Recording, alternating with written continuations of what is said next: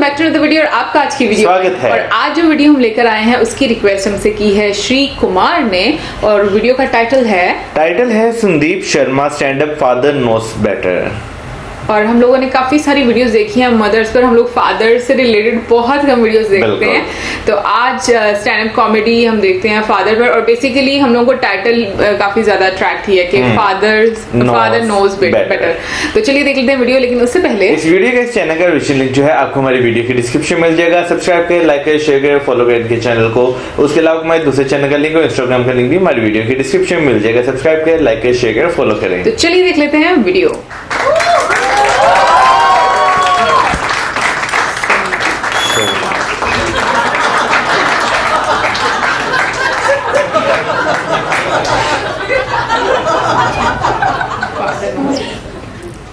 बाल कटवा के आया, हिल भी नहीं रहा हूँ आज ज़्यादा। जैसे उन्होंने दुकान में सेट करे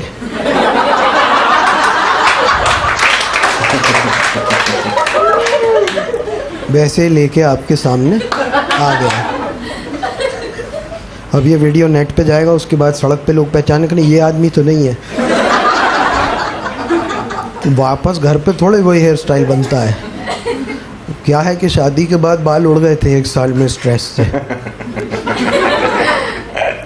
हाँ, अब स्ट्रेस कम हो गया है। नहीं, इसलिए नहीं कि शादी को टाइम ज़्यादा हो गया, इसलिए कि हमने कुत्ता पाल लिया है। अब घर में चारों तरफ प्यार ही प्यार का माहौल। कोई भी एक दूसरे से प्यार से बात कर रहा होता है, बात हमारे कुत्ते से ही हो रही होती है। मेरे बेबी ने ताना थाया, मुझसे लिपट जाइए, दुनिया इतनी हरामजादी क्यों है। वो हमें सुबह जगाता भी है बड़े प्यार से। It's a female dog, her name is Meera.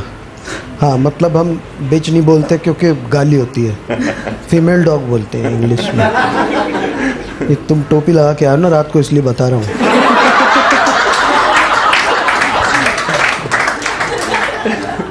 पर बचपन में हमारे जागने का ऐसा सीन नहीं था, क्योंकि ब्राह्मण परिवार से, यूपी के बरेली से हूँ मैं। पिताजी बहुत धार्मिक आदमी थे। हमेशा हमें सुबह सुबह जगाने के लिए आसाराम जी के भजन सुनाते थे, टेप पे लगा देते थे। Now when I look back at life I realise मैं इसकी आवाज़ सुन के जाग रहा था सारा बचपन। हमारे यहाँ छत पे ना फोल्डिंग पलंग बिछते थे। एक साइड पे कूलर लग जाता था, सब खाट बिछ जाती थी। मेरी लास्ट वाली होती थी, सबसे आखिर में मैं ही आता था ज़्यादातर। तो वो क्या करते थे ना, सुबह सुबह टेप में भजन चला देते थे आसाराम जी के। उसके बाद वो तुलसी में जल चढ़ाने के लिए जाते थे। हरिओम हरिओम हरिओम, उनका नाम भी हरिओम था। कई बार तो मेरा मन करता था कहूँ कि क्या अपना ही नाम जप रहे हो, पर बाप के सामने ऐसा पंच मान नहीं सकते। वो बाप लौट के ऐसा पंच मारेगा, चौंकते की शक्ल बिगड़ जाएगी। तो वो जल चढ़ाने जाते थे ना, ऐसे करके 4 छींटे हम पे ही मार देते थे। हरिओम हरिओम बेटा। हम भी बेशरम थे, चद्दर से मुँह पोंछ के फिर सो जाते थे। जब जल चढ़ाने इधर से जा रहे होते थे तो सीक्वेंस होता था जमीन, खाट, गद्दा, चद्दर, मैं, चद्दर। वापस आने तक नहीं उठे तो सीक्वेंस होता था जमीन, मैं, चद्दर, गद्दा, चद्दर, खाट और बाप की लात। तो क्या ना कि माँ तो इमोशनल होती है, गले लगा लेती है, कभी रो देती है, उसके एक्सप्रेशंस क्लियर होते। बाप नहीं समझ में आता। बाप होता ट्रिग्नोमेट्री, और यूपी का बाप होता क्वांटम फिजिक्स। समझ सके तो समझ। मुझे नहीं पता 7 बजे घर आए, 7 बजे तक घूम रहा है आवारा, कहीं के कोई तरीका है ये। 6 बजे घर आए, 6 बजे ही घर में आके बैठ गए। 6:30 बजे घर में आए, टब में से निकाल के भीगी चप्पल मार दी। कंफ्यूज कर रहा बाप नहीं समझ में आता। बाप डेंजरस होता है। अच्छा, मुझे ये बताओ कि Brahmins in the house give me a cheer. Nice. Banias in the house give me a cheer. नहीं, आगे कोई जोक नहीं है, मैं यूपी से हूँ, मुझे कास्ट डिवाइड देखने में मजा आता है। ऐसे ही थोड़ी प्रोफाइल कर लेता हूँ।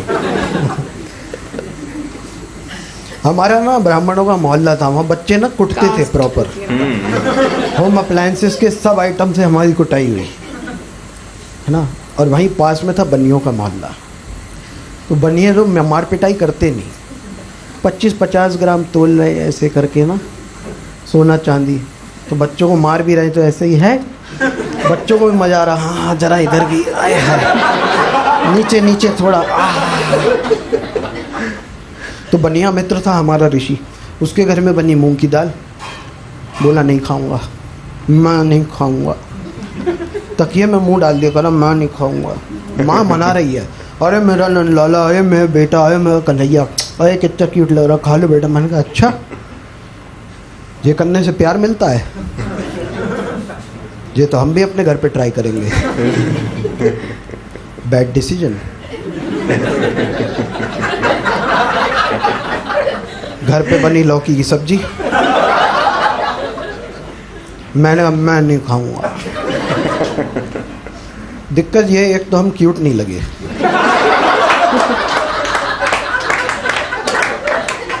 देखो क्यूट या तो तुम होते हो या नहीं होते हो, लेट्स फेस इट। ये कोई महंगा मोबाइल लेके ऐसा करके इससे कोई क्यूट नहीं लगता, बल्कि महंगे मोबाइल में तुम्हारी खराब शक्ल और ज़्यादा खराब नजर आती है।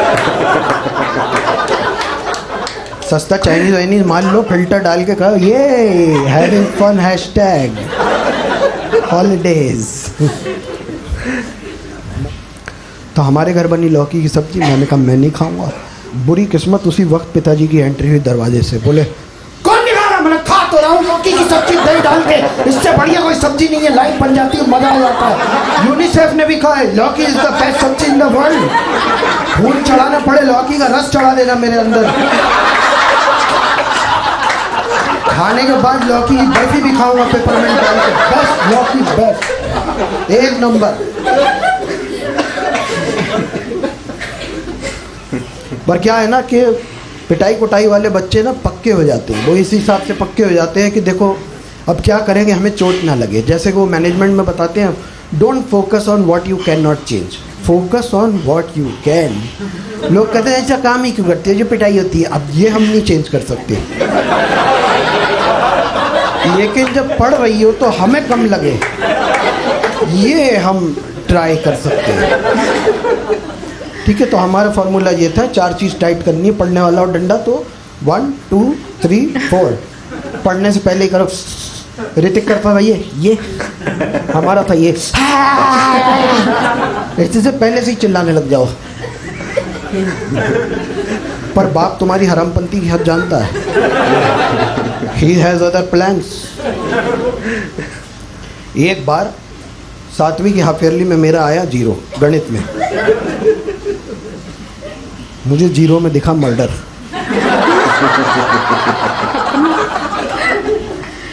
मैंने 0 के पहले लिख दिया 1, हो गए 10, टोटल था 390।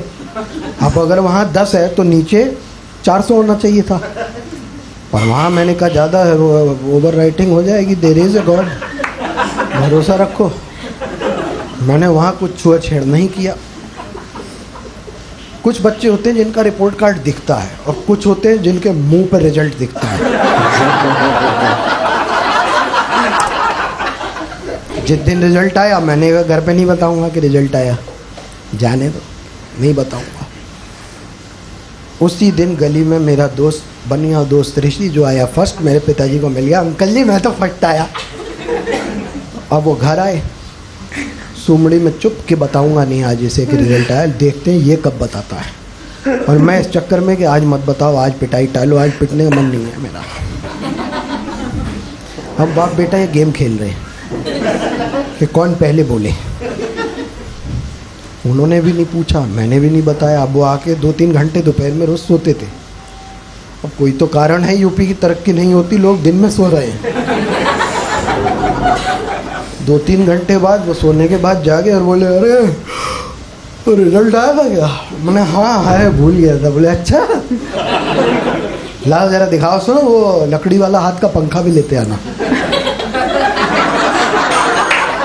मैंने कहा बिजली तो आ रही है। बोले क्या पता चली जाए बेटा, ले आओ। मैं पंखा लेके चला। अब बाप तुम्हारी हरामपंती की हद जानता है, उसे पता है, तुम्हारा बाप है कि तुम कहाँ तक जा सकते हो, उससे लिमिट पता है। मैंने कहा पंखा रख दो। मैंने कहा इधर ही रखा, मैं ही हवा कर दूँ। मैंने रख इधर, मैंने रख दिया तुरंत। रिजल्ट देखा, देखते हुए समझ में आ गया इसमें 10 नंबर का झोल है। उन्हें पता था डंडा मारा तो ये वाला स्टेप है। He had another plan this time. उन्होंने मेरा रिजल्ट देखा और रिजल्ट देखते ऐसे करके गिरा दिया जैसे गिर गया। बोले अरे गिर गया, उठाइए ज़रा। उसके बाद जो मैं रिजल्ट उठाने झुका, अगले आधे घंटे नहीं उठा।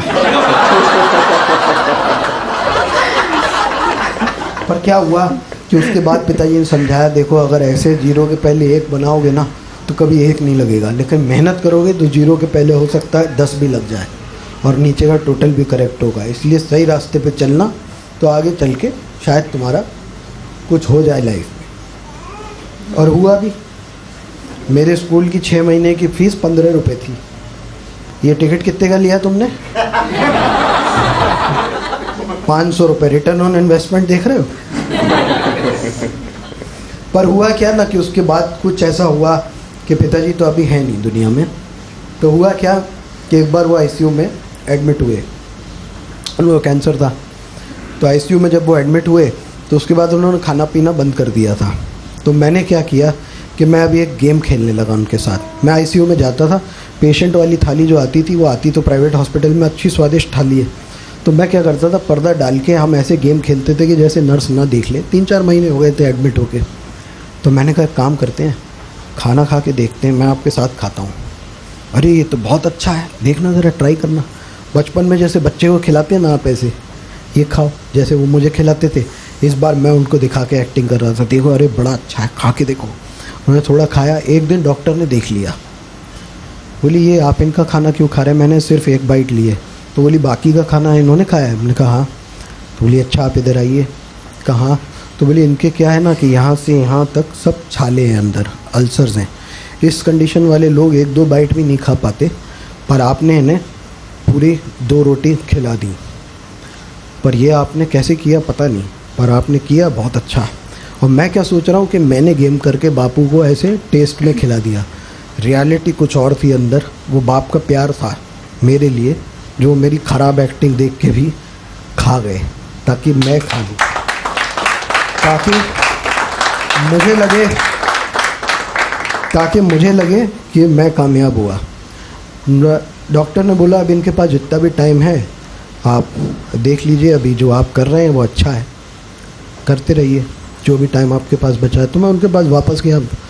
तो बोले क्या बोली वो? मैंने कहा, उसने कहा कि अच्छा ऐसे ही खाते रहेंगे तो ठीक हो जाएंगे। बोले अच्छा, कुछ हो जाए तो मुझे मेरे गांव ले जाना, मिट्टी जहाँ की हो वो उसी में मिल जाए, वहीं मिल जाए तो अच्छा। मुझे लग रहा था कि मैं स्मार्ट हूँ, पर बाप तुम्हारी हरामपंती की हद जानता है। उसे पता है तुम कब झूठ बोल रहे हो। जब पहली बार वो एडमिट हुए थे ना, तो आईसीयू में गए, वो इमरजेंसी में गए। उसी दिन स्वाइन फ्लू का भी उस फ्लोर पे कोई पेशेंट आया था। जब वो कोई भी ऐसा पेशेंट आता है तो पूरे एरिया को कॉर्डन ऑफ कर देते हैं, उसमें सब मास्क लगा के ही जाते हैं। उनको ऑक्सीजन लगाई हुई थी। मैं ऐसे ही रोक रहे थे डॉक्टर, पर मैं भाग के गया कि माय फादर इज़ देयर। मैंने दूर से देखा, उनके पास जाने लगा। वो दूर से ऐसे इशारा करते रहे, पर मैं उनके पास की तरफ गया और वो ऐसे इशारा करते रहे। फिर उन्होंने अपनी ऑक्सीजन हटाई और बोला जा यहाँ से। तो मैं बाहर निकला, मेरा दिमाग ख़राब किया, यार बापू अभी भी ऐसे मुझे अकड़ के बोल रहे हैं। पर बाहर गया, फिर मैंने सोचा कि यार इन्होंने बाद में डॉक्टर ने बताया कि वहाँ स्वाइन फ्लू फैला हुआ था, इसलिए मुझे कुछ ना हो, इसलिए उन्होंने अपनी ऑक्सीजन हटा दी, जबकि पेशेंट्स ज़्यादा वल्नरेबल होते हैं। मैं बाहर गया। अब उनको गुजर के 10 साल हो गए, और मुझे ये लगता है कि दुनिया इतनी हरामजादी है कि इसमें कोई साला किसी को एक ढेला नहीं देता बिना मतलब के। और बाप होता है जो तुम्हारे लिए अपनी ऑक्सीजन हटा के, ही वॉचेज़ योर बैक। क्योंकि माँ क्या होती है, इमोशनल होती है, तुम्हें प्यार करती है, तुम्हें पैदा करने से पहले से जानती है, क्योंकि उसने अपने अंदर तुम्हें रखा है। कि बाप दुनिया से जाने के बाद समझ में आता है।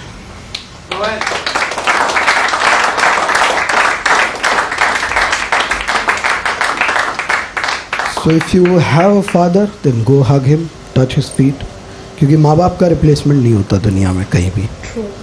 इस चीज में कोई शक नहीं, जो बाप होते हैं ना वो अपने बच्चों के जो होते हैं, जैसे उन्होंने भी ये बात की हरामज़दगी वो बहुत अच्छे तरीके से जानते हैं।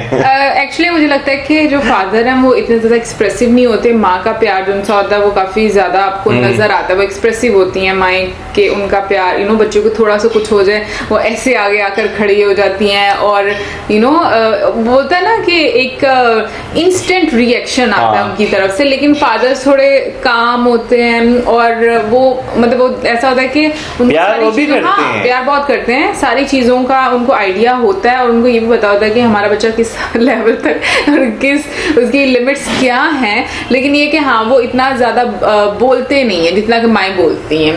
बिल्कुल कुछ नहीं। और वैसे अगर कि बापों की भी बात करें ना, वो भी जो है ना माओ की तरह ही होते हैं, अपने बच्चों का ख्याल माओ की तरह रखते हैं। लेकिन अगर बात करें ना, उन्होंने जो एंड पे मैसेज दिया लोगों को जो है बाप के लिए, वाकई लोगों को अपने बाप की कदर करनी चाहिए। मोस्टली मैंने लोगों को यही देखा है कि वो बाप से ज्यादा माँ से अटैच होते हैं, और मेरा ख्याल 99% लोग जो है वो ऐसे होते हैं जो माँ से अटैच होते हैं, बाप से कम ही लोग अटैच होते हैं। हाँ, लेकिन बाप भी जो है वो इक्वली प्यार डिजर्व करते हैं मोस्टली जो है। जिस तरह वाकई हमारे माशरे में बाप ज़रा सख्त होते हैं, जरा बच्चों को पता है क्या मौसम, जिस तरह के फादर्स की आप बात करें ना, हमारे टाइम पे मतलब लाइक अभी तो काफी ज्यादा डिफरेंट हो गया है कि पहले टाइम में तो लोग बिल्कुल भी बात नहीं करते थे, बहुत ज्यादा डरते होते थे। अगर जैसे हम अपनी अम्मी अब्बू की बात करें तो वो अपने पेरेंट्स के आगे बोलते भी नहीं होंगे, या कुछ एक वो बोलते हैं ना कि आर्ग्यूमेंट क्या ओपिनियन भी नहीं बंदा दे सकता था उस टाइम पर।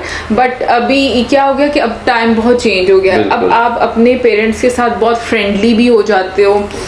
कुछ पेरेंट्स वाकई में इस तरह के मतलब जैसे बोला है मौजूद ने के फादर इस तरह के होते हैं जो अपने बच्चों के साथ बहुत ज्यादा उनको स्पेस देते हैं, माँ की तरह ख्याल रखते हैं।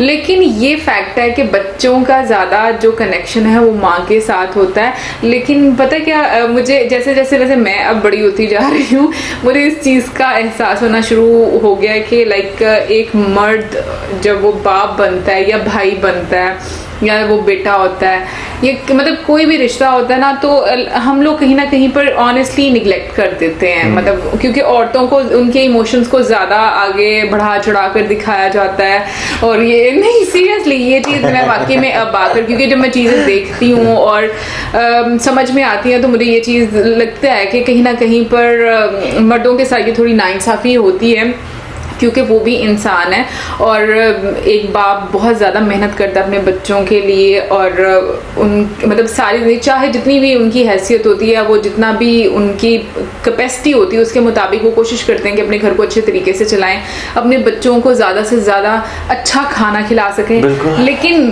प्रॉब्लम ये है कि थोड़ा माइंडसेट चेंज करने की ज़रूरत है अब लोगों को, कि मेरा ख्याल में कि आपका ना जो कनेक्शन है ना, जितना माँ के साथ होता है बाप के साथ भी उतना कनेक्शन बिल्कुल होना चाहिए। जैसे इन पे उन्होंने बात की है कि दुनिया जो है वो आपको एक और प्यार भी नहीं देती, जो कि बिल्कुल सच है। कोई भी आपको जो है ना एक धेला देने के लिए भी जो है तैयार नहीं है, लेकिन बाप जो है वो बगैर किसी मुफाद के, बगैर किसी वजह के अपनी औलाद को पूरी जिंदगी पालता है, और जैसे अच्छी उसकी तरबियत करता है, उसे जो है पढ़ाता है, लिखाता है, इस काबिल बनाता है कि वो दुनिया में जो है ना दुनिया को फेस कर सके। मुझे लगता है कि दुनिया के हर बाप की ये ख्वाहिश होती होगी कि वो अपने बच्चों को अच्छे से अच्छा टाइम दे सके घर पर, या उनका फ्यूचर अच्छा बन सके। कई बाप बड़े बेफैज होते हैं, ठीक है ना, सारे क्या नाम लेते हैं। देखो तो इस तरह तो कई माएँ भी बड़ी बेफैज होती हैं। अगर मैं आजकल के टाइम की बात करूँ ना, तो ये मैं बोलूंगी पांचों उंगलियां बराबर नहीं होती। लेकिन ये कि पहले हम लोग ये बात किया करते थे कि मर्द ऐसे होते हैं, मैंने बहुत सारी एग्जाम्पल्स ऐसे देखी जिसमें औरतें भी बहुत ज्यादा बेफैज है, मतलब वो बिल्कुल भी अपने बच्चों का ख्याल नहीं रखती, उनको सिर्फ अपनी पड़ी होती है। तो ये चीज उनसे वो दोनों साइड पर है। बट एक चीज है कि बाप की सख्ती में भी प्यार होता है, जो हमें नजर नहीं आ रहा था उस टाइम पर, और हम लोग बाद में ये चीजें हम लोगों को समझ में आती हैं। असल में बात बता कहते जब वक्त गुजर जाता है ना, वो चीजें जब आपके सामने आती है ना, फिर आपको वो जो है ना रियलाइज होता है कि उस टाइम मेरे वालिद ने ये कहा था, या उस टाइम मुझे जो है ये नसीहत की गई थी। और वैसे हम जो है ना, वैसे स्टैंड अप कॉमेडी को हमने काफी काफी संजीदा ले लिया, क्योंकि उन्होंने एंड में मैसेज ही इस तरह का दे दिया ना। लेकिन जिस तरीके से उन्होंने बताया कि पिटाई शिटाई होती है, ये करती है, बट ऑनेस्टली हमारे फादर ने आज तक हमारे पे हाथ नहीं उठाया। मतलब इतना, मतलब अगर मैं उम्र मतलब तुम दोनों को भी देखो तो मुझे नहीं लगता कि उन्होंने कभी मारा है। बिल्कुल कभी नहीं उन्होंने हमें जो है मारा। बस एक दफा एक चपेट पड़ी थी, वो भी क्या नाम लेते हैं मैंने पाद दिया था तो इस वजह से जो है मुझे चपेट, वो भी दस्तरखान पे बैठे हुए थे खाना खाने के लिए, नहीं सब कुछ रेडी था और मैंने क्या नाम लेते हैं और मैं मार के बहुत अच्छा और उधर एक उड़ती है टप। वैसे वो तो आपको मैनर्स सिखाने के लिए पड़ी थी। वैसे मुझे भी वही मैं बात करने लगा हूँ कि अगर देखा जाए ना, माँ बाप जो है बिला वजह नहीं मारते, अगर वो आपको मारते भी है ना तो वो आपकी इस्लाह के लिए, आपको कुछ यानी कि बेहतर करने के लिए मारते हैं, वरना बिला वजह यानी कि बाहर से आया टपक नहीं, इस तरह कोई सीन नहीं होता। बल्कि मौसम मुझे लगता है अब हमारी अम्मी ज्यादा स्ट्रिक्ट थी, अब्बू हमारे बहुत ज्यादा सॉफ्ट मजाज के हैं, और अम्मी से तो इसको बहुत बड़ी है। और जैसे ये कॉमेडी में बता रहे थे ना, मुझे याद है अम्मी से मुझे हाथों से वो कपड़े धोने वाला बल्ला होता है ना, वो अब तो नहीं होता क्योंकि अब तो ऑटोमेटिक मशीनों का जमाना आ चुका है। जब हम छोटे थे घर में तो तब अम्मी हाथ से कपड़े उसे थापा भी कहते हैं, डंडे के साथ। अक्सर फिल्मों में भी वो दिखाया जाता है, वो जो शॉल टाइप एरियाज होते हैं ना, उसमें दिखाया भी जाता है, तो उसे भी बड़ी मार पड़ी हुई है। फिर क्या नाम लेते हैं, काफी चीजों से मार पड़ी है। मुझे याद है एक पाइप से भी पड़ी, मुझे भी याद है पाइप से भी पड़ी हुई है, फिर वाइपर से पड़ी हुई है, झाड़ू से पड़ी हुई है। कौन सी चीज है? झाड़ू से नहीं मुझे याद। वही कभी क्या नाम लेते हैं, तंग कर रहे हो तो ठपक पड़ जाती है। लेकिन ये कि हाँ, लेकिन अगर ये चप्पल से भी पड़ी हुई ना पड़ी होती ना तो मौसम आज शायद सुधरा ना होता। इसलिए मैं कहती हूँ कि मार पड़ना भी बहुत जरूरी है अगर आप कुछ गलत काम करते हैं। वैसे ना माँ बाप की मार भी एक नेमत ही होती है। हाँ, आजकल के बच्चे बहुत डिफरेंट है, वो लोग ये चीज मैं देखती हूँ कि वो बर्दाश्त नहीं करते। हाँ, वो लोग आप हमें मारे, हमारी इज्जत, हमारी इंसल्ट हो रही है। तो मुझे ऐसा लगता है कि जो हमारी जनरेशन के लोग हैं, हम लोग मुझे लगता है कि ज्यादा अच्छे तरीके से चीजों को समझते हैं। अच्छा, आजकल के बच्चों में और पुराने बच्चों में ना एक और बड़ा फर्क है कि हम लोग जो थे ना, हम फॉर एग्जाम्पल जैसे माँ बाप से नाराज हो के कह दिया नहीं यार हमने नहीं रोटी खानी आज, तो नहीं खानी ना खाओ। अच्छा, हमारे घर में क्या होता था कि अगर अपनी बात करूं तो गुस्से में अम्मी ने मुझे मारा, उसके बाद पूछा रोटी खानी, गुस्से में कह दिया कि रोटी नहीं खानी, तो अम्मी ने बनानी भी नहीं थी। लेकिन वक्त के साथ साथ मैं बोलती हूँ कि मुझे बड़ा अच्छा लगा कि उनमें बहुत चेंज आया कि मतलब उन्होंने, जब हम छोटे थे तो वो स्ट्रिक्ट थी, जब हम जैसे बड़े होते गए वो बहुत फ्लेक्सिबल होती है, हमारी दोस्त बनी। और सबसे अच्छी चीज ये होती है कि पेरेंट्स को दोस्त बनना चाहिए अपने बच्चों का, ये बहुत इंपॉर्टेंट है। और जैसे कि उन्होंने अपनी स्टैंड अप कॉमेडी में बोला कि लास्ट टाइम में उन्होंने अपने ऑक्सीजन मास्क को उतार कर, फिर उसके अलावा जो खाने वाला भी उन्होंने बताया। तो जिससे मैंने बोला कि फादर कभी भी ज्यादा एक्सप्रेसिव नहीं होते, तो लाइक उनको मुझे ऐसा लगता है कि उनको ना शायद थोड़ी हेजिटेशन होती है अपने इमोशंस एक्सप्रेस करने में। तो वो सख्ती में भी क्या बोलते हैं कि उनका प्यार जो उनसा होता है ना, वो उस टाइम पर बच्चों को समझ में नहीं आ रहा होता। तो ये जो चीजें होती हैं आपको थोड़े टाइम के बाद समझ में आती है, क्योंकि वरना उस टाइम पर ये होता है पता नहीं अब वो क्या है, हर टाइम बातें ही करते रहते हैं, ऐसे है वैसे। तो ये चीजें हर जगह पर नॉर्मली होती हैं, बट मुझे ऐसा लगता है कि थोड़ा सा माइंडसेट चेंज करने की जरूरत है। और जितना हम प्यार माँ को देते हैं उतना ही प्यार हमें बाप को भी देना चाहिए, क्योंकि दोनों बहुत इंपॉर्टेंट है हमारी लाइफ में। और एक चीज उन्होंने बहुत अच्छी बोली थी कि माँ बाप का कोई रिप्लेसमेंट नहीं है, और ये हकीकत है।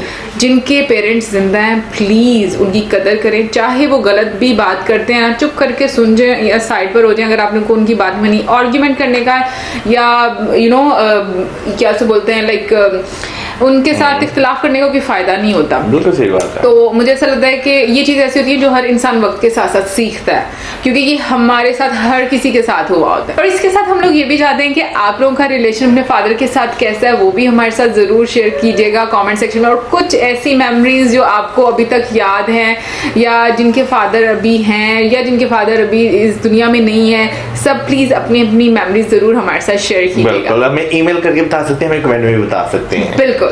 और इसी के साथ अब हमें दे इजाजत। हमारी वीडियोस को करें लाइक, हमारे चैनल को करें सब्सक्राइब, और हमारी वीडियोस को करें शेयर, और हमें रखें अपनी दुआ में याद। Good bye.